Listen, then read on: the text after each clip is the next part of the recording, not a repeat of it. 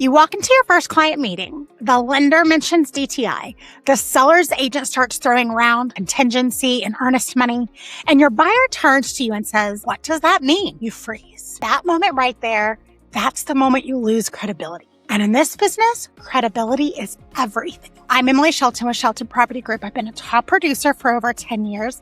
And today I'm breaking down the 9 most common real estate terms every agent needs to know, grouped into 3 categories: money terms, contract terms, and market terms. And I'm going to show you not just what they mean, but how to use them naturally in conversation, because that's the difference between sounding like a professional and sounding like you just passed your exam.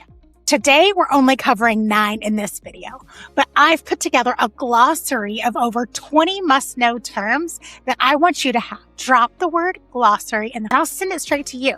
First up, the money side, because these terms are going to come up before you even write the offer. First, pre-approval. This is a letter from a lender confirming that your buyer has been reviewed and qualifies for a specific loan amount. I want to make a distinction here.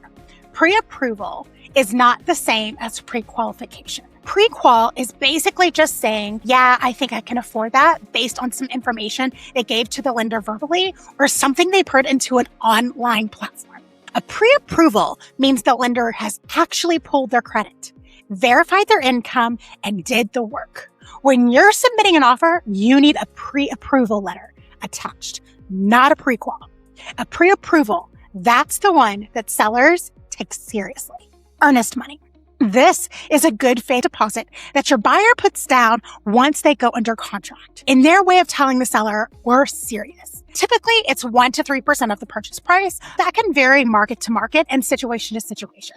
Here's what your clients need to understand. If the deal falls apart because of a contingency, they usually get their money back. But if they just decide to walk away for no reason, they could lose it. Debt to income ratio. DTI is the percentage of someone's gross monthly income that goes towards monthly debt payments. Things like car payments, student loans, credit cards, a new mortgage. Most conventional loans want to see the DTI under 43 to 45%. When a buyer gets pre-approved for way less than they expected or gets denied altogether, DTI is usually the reason. If you understand this, you can have smarter conversations with both your buyer and the lender before a problem shows up.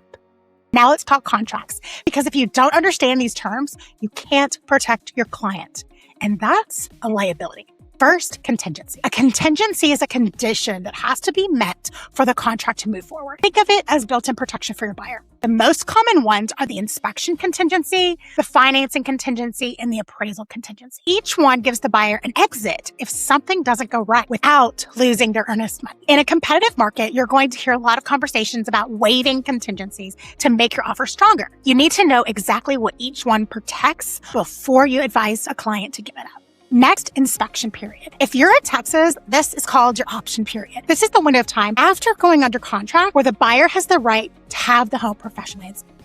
Typically 7 to 10 days, depending on your state and on the contract. In Texas, the option period is the buyer's exclusive right to terminate for any reason. They pay a small option fee, and in exchange, they have a window to inspect, negotiate repairs, and walk away completely, no questions asked. And it's one of the most powerful protections a buyer has, and explaining clearly is one of the first things that builds your client's trust. Regardless of what your state calls it, know your timeline, manage it proactively, and don't let it slip without doing the work. Clear to close. CTC. This is the lender's green light. It means they've reviewed everything, the appraisal, title, the buyer's financials, all of it, and they're ready to fund the loan. When you get the CTC notification, it means you're headed to the closing table. I've been doing this for over 10 years, and I will tell you, when that message comes in, it never gets old. Clear to close means the deal is done. Protect that moment. Communicate it with your clients. Celebrate it, because y'all earned it.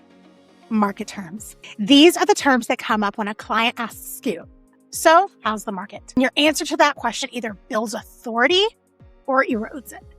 You need to own these. CMA, Competitive Market Analysis. A CMA is an analysis of recently comparable sales in the area, similar size, condition, location, that you use to recommend a list price for a seller or help a buyer understand what a fair offer looks like. When a seller asks, how did you come up with that number? A CMA is your answer. If you can't run one confidently, that's the first skill to develop. It's the foundation of every listing conversation you will ever have. DOM, days on market. This is how long a listing has been sitting active, and it tells a story. A low DOM means the market is moving fast. Homes are getting snatched up quickly. A high DOM can mean a few different things. The home might be overpriced, there might be a condition issue, or the market might just be slower in that area. When you're advising a seller on a pricing strategy, DOM backs up your recommendation with real numbers. When you're working with a buyer, DOM tells you how much room you might have to negotiate it. Learn to read it. Next up, seller's market versus buyer's market. Your clients are going to ask about this constantly, especially right now when they're seeing headlines every day. Here's the simple breakdown. A seller's market is when there are fewer homes available than buyers looking. Generally speaking, if inventory is under 3 months, we're in a seller's market territory.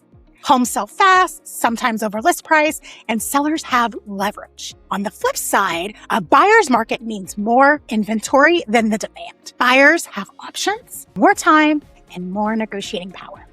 And here's the thing, the market can be different by price point, by neighborhood, even zip code. Your job is to know your market at that level. When you can walk into a conversation and say, right now, this price, we're seeing X. That's when a client stops seeing you as an agent and starts seeing you as an advisor. And that is where business comes from.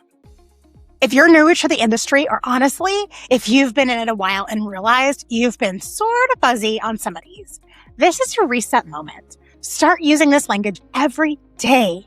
Read through your contracts, sit with your lender partners, and ask questions. The vocabulary clicks into place when you understand the why behind the words. And here's the thing, language is the foundation, but building an actual business, that takes mentorship from someone who's been there. Accountability to keep you on track, and systems that are already proven to work. If you want to talk about what that looks like for you, I do a free strategy call. The link is in the description. Grab some time. And again, drop glossary in the comments and I'll send you the full 20 plus terms in a PDF. It's a great resource for you. And honestly, something your clients will appreciate too when you share it with them during buyer or seller onboarding. Give this video a thumbs up if it helped. Hit subscribe and go back to my video, because knowing the language is one step, but knowing what to do with it is what gets you paid. Let's get it.